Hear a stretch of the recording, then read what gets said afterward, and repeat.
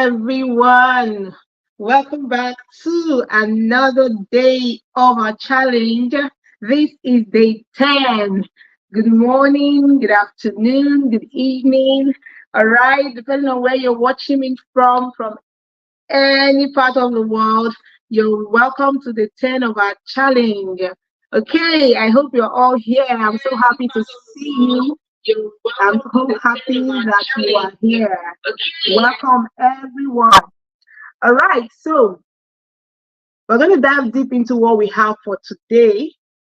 We're going to go right into it. But if you are here, please let me see your thumbs up. Let me see your emojis. Let me see your thumbs up. I want to be sure that you are here with me. All right, what do we have for today? A very interesting and very fascinating topic, which often goes unnoticed. A lot of times it goes unnoticed, or a lot of us do not realize that it is actually as important as as as it is or as it should be. It's important to the children. So most of the time we ignore it, or most of the time we do not take it into perspective. We don't look at it from their own perspective. All right. So most of the time when we think of special occasions, when we think of milestones, most times as parents, I feel like we put ourselves first. We're thinking of Christmas, we're thinking of what we want, how we want it. We're thinking of the long vacation, we're thinking of what we want or what we think is best or what we feel will be easier for us. Okay, when we think of other holidays or other things that birthday celebrations, we most times we plan it based on our own wants, our own desires. But today we're looking at, what does a child think about the way you celebrate special occasions and milestones in your home? Have you ever bothered asking to know their own perspective, or to know what they really feel and what they really want? Or have you ever asked how they really felt about the other celebrations that you planned and organized for them? Okay, so today we're looking at what they prefer when it comes to special occasions, what they prefer when it comes to how they want to be celebrated when they are going through different milestones of their life. Do they prefer surprises? Okay, let's say for things like birthdays, do they prefer surprises, or do they prefer to know what you're planning and, if possible, be among those or be in the plan with you? Or do they want to handle the planning themselves? All right, this can go for children, it can go for teenagers. Most times, I feel like we even overstress ourselves over things that they can do on their own. Okay, do they prefer knowing what's going to happen? Sometimes our children, we're trying to surprise them, but they don't. I watched a video of a boy that was surprised. Everyone was blowing candles, singing songs, and he was just looking at them like, what's going on here? So children have their preferences. So we need to ask this question. Do you know your child's favorite holiday? Do you know what they would rather do, how they would rather spend that holiday? Or you know what kind of celebrations they like? There are common expectations for children most of the time. We're going to look at some of the expectations that our children have when it comes to holidays, or when it comes to special celebrations, whether birthdays, or when it comes to celebrating milestones, achievements. We're going to look at some of the things that they really want. All right. Now, these expectations or desires in children, it will be according, it will depend on the age of the child, or it will depend on the personality of that child. Okay, the temperament of that child, or the past experiences of that child. So for some of us, our parents probably did not give us the kind of celebration that we needed or that we wanted. So because of that, we automatically turn into introverts, because they don't take us out as we really wished. They don't do things the way we really wished. So we just automatically settle for it. And as we live over the years, we just get used to it. But somehow it has changed our temperament or our personalities in a way that it wasn't supposed to. All right. So children may desire your attention. For some children, it's not even about the plenty plan and celebrations that you do. Some of them, they just want your attention. Okay, they just want you to acknowledge that you see their achievements. Some of our children come home, they have awards, they have things that they commend them for out there, and we just trivialize it like, oh, okay, or we just say, oh, well done. Meanwhile, some of them really wish to hear you say, oh, wow, amazing, you did great. Or even if they are teenagers, they want that hall, they want, wow, I didn't know that you could do this like this. They want that dramatic expression. And most of the time, we don't give it to them that way. So, and when we don't do that, like we learned today, we're talking about love languages. They don't feel loved when you don't love them the way they want to be loved. Okay, some of them want your involvement and participation when it comes to maybe school activities or achievements. Sometimes I go to school, to the school of my children for activities or events, and I notice that not every parent comes. Some children there might just stand and do things on their own, and you don't know what you have done to the self-image of that child. So children have different preferences. You need to know what they really want, how they really want it. Some children just want quality time with you, their parents. And if you're not always around, they will not feel that you're celebrating them very well, or the way you should celebrate them. All right? Some of them just design opportunities for you to listen to them, to bond with you, to share things with you, to share beautiful moments, laugh. That is what some of them want for these special occasions.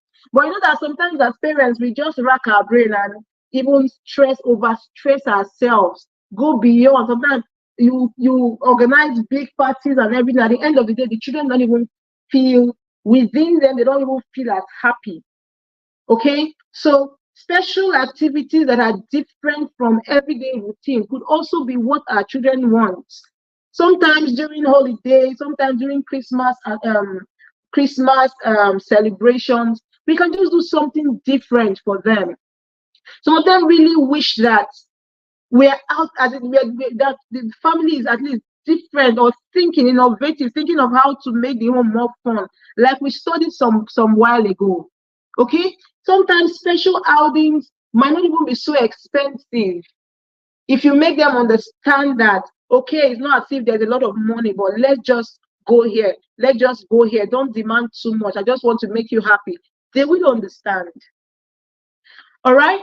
So for milestones like graduations, like awards, achievements, and the rest of them, they just want to feel a sense of accomplishment sometimes. They just want to feel a sense of pride. They just want to feel that validation from you. They want to hear the compliments. They want to see that, okay, it's Christmas and everyone else out there is trying to have fun. All right, everyone else out there is playing Christmas music. In some homes, you won't even see, you won't even hear Christmas songs. You won't even see or feel at least a little hint that it's Christmas. Some of us, we don't even care about decorations. We don't even care about these things. But some of these things are the things that our children really want. They go out there, maybe to other homes, they see Christmas lights in people's homes, they see Christmas trees. Not as if we cannot afford it, but because we have grown up that way, we have just assumed that it's okay. So some of them really want some of these special things. Some of these things, they see it on TV, and they just wish that they can experience it too. They just wish that they can have that experience. So we can actually listen to them and give them these experiences. If you can afford a Christmas tree, there are different sizes. You can buy the smallest, the biggest. Make them feel included, or make them feel that they are loved, because some of these things are their love languages. When it comes to special occasions, some children, their love language might be, okay, buying them gifts. But some other persons, it might just be, okay, making them feel that they can get some of the things that they need, or making them feel that you're there for them, spending quality time with them. Okay, so why do you need to understand your child's perspective when it comes to this? when it comes to celebrating special occasions, when it comes to milestones. Why do you need to understand your child's perspective? It shows that you value their opinion. We've talked about when I was talking about communication. Communicating with your child on this, knowing what they really want, loving them the way they really want, hearing from them, listening to them. It means that their perspective is also important. Their opinions are important, are valid. That's what it means. It doesn't matter, okay, if they are mentioning things that you cannot afford. I remember my son mentioning, oh, I want to spend my next holiday in London. At first, I just laughed and smiled. All right. But I did not just say, hey, which London? Come on, keep quiet. Even if I know I couldn't afford it, or we couldn't afford it at that point. But there's a way you can make them, give them alternatives. It shows that their emotions or their feelings are valid. Even if you cannot afford it, it's valid. It is when you make their emotion, when you let them know that whatever it is they are thinking, whatever it is that they want, is valid. But you cannot afford it at that point. And then you can look for alternatives for them to make them feel okay or better. All right? We need to learn to promote positive experiences for our children. I remember also growing up, I remember that we always had food whenever we have birthday celebrations, but I always wish that I can also at least cut a cake. I cannot remember, or I don't have a memory of myself trying to cut a cake. So while I was still a child, or while I was still a teenager, some of these things are things that children actually want. Sometimes we don't do it not because we cannot really afford it, because there are smaller or more beautiful, smaller ways of doing these things. It doesn't have to be a big 3-tier or 5-tier cake. It can be as small as, but you can make that moment very special for that child. Okay, you can understand the child's perspective, and understanding your child's perspective will help you connect more emotionally. All right, that's what will help you build that healthy parent-child relationship. When they tell you, okay, this is what we want, this is what we want, if they don't tell you now, they'll just suck it in and that is it. But when they have interactions with you, you are able to customize some of their needs, some of their desires, even in a cheaper way, or in a way that you can afford, in a more affordable way, that will also make them feel okay. So on both sides, you guys are just good. You've been able to look for an alternative. You've been able to make your child feel happy, and you yourself, you're just okay that you're able to do that. So what does a child prefer for special occasions? How does a child want you to welcome them when they receive an award, or when something special? All right, some children like that when they are going to a next level of next class or something. You just make them acknowledge that, oh wow, this class you did well and all that. Just acknowledge it in a way that would be very noticeable. Sometimes we act like we compliment, but we're not really complimented. Oh, well done. Oh, nice. They don't really get it. But when you compliment them well, like in a way that they will really feel it, they will really feel love, you will see that it's different. We need to understand their perspectives for clarity, so that we know exactly what they want. Clearly, you understand what they need, and then you go out right and get it for them. You need to understand their perspective so that you can manage their expectations. See, whether we like it or not, our children will have lots of expectations. Some of them will be wishing that you can buy a private jet. Some of them will be wishing a lot of things. But if you don't know, you cannot manage their expectations. So when you know this thing, you can manage their expectations. All right? You try to tell them, okay, in a way that they will understand that these expectations are good, but it's not realistic at the moment. It's not realistic at the moment, so that they won't feel like, okay, you don't want to do it because you just don't want to do it. Let them know why you do not want to do it. Some of us, our children come to us, oh, I need this, I need that. Our teenagers come, I need this, I want to do this, I want to do that. I know that it's very expensive. You just say, keep quiet, keep quiet. You bring money to this. Do you know how we get money? But you can actually explain to them, okay, this is it. Things are not really as easy. These children, they understand things. They have emotions too. You can explain to them this cause whatever constraint might limit you from getting that thing for them. All right. These things is not always the way you see it. All right. We are just struggling to afford some things. All right. We are just trying to make your life comfortable for you. Not like we have so much. So we may not be able to afford this, but we can give this, we can do this for you. I remember my son recently celebrated his birthday, and he wanted us to take him out to a playground. And then he also wanted us to celebrate it in school. And then he also wanted so many things. And I had to explain to him, okay, out of all these, which one would you prefer? What's your first choice? Because we may not be able to afford all these things you're saying. Okay? So I wanted a situation where we'll give him what he wants. And even if we don't give him the other things, he will still feel love. He does not feel like, okay, every other person is celebrating in school and they also celebrate at home. Because our children, they attend other parties, they attend occasions, and they see how parents that are well-to-do or parents that can afford it, or even some that cannot afford it, that want to go beyond their means, they see how they celebrate these things.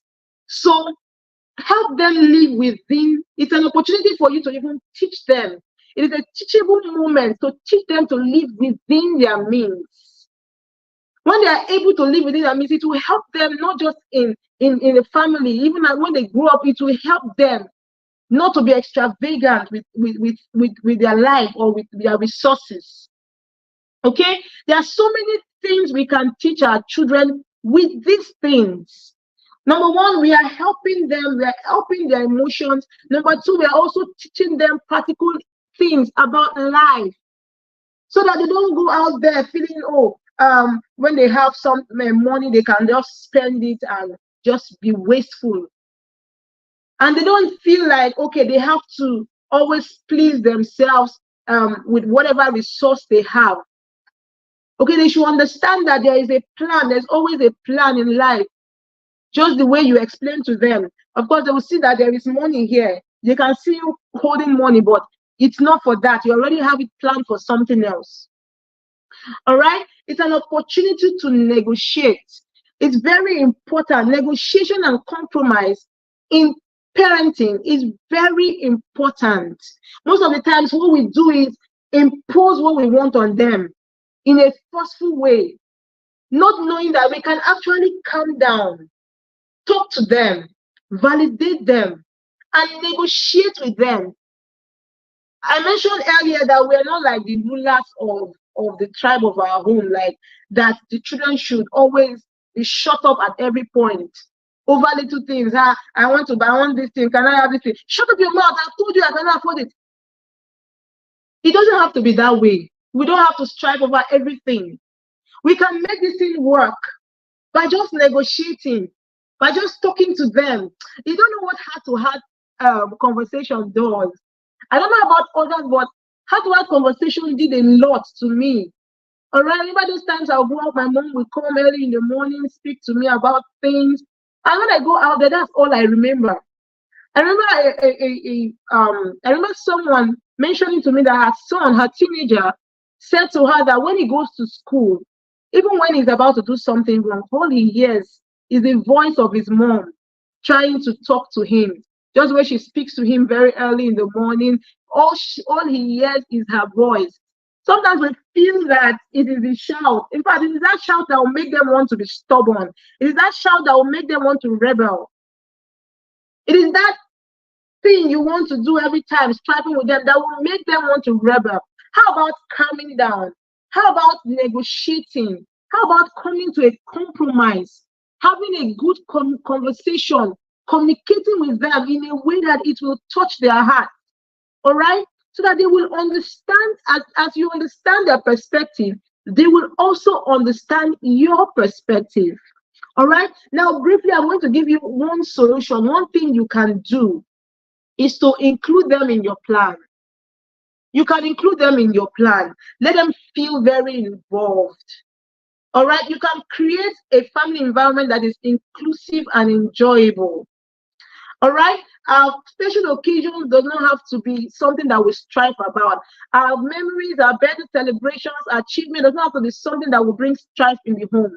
It can actually be a calm and peaceful environment where we negotiate, talk about it, and everyone, every aspect of the family is happy. Thank you so much for joining me today. I hope that this was worth your time. All right. We're going to see you again tomorrow as we take on another challenge. Thank you so much for joining me. Bye.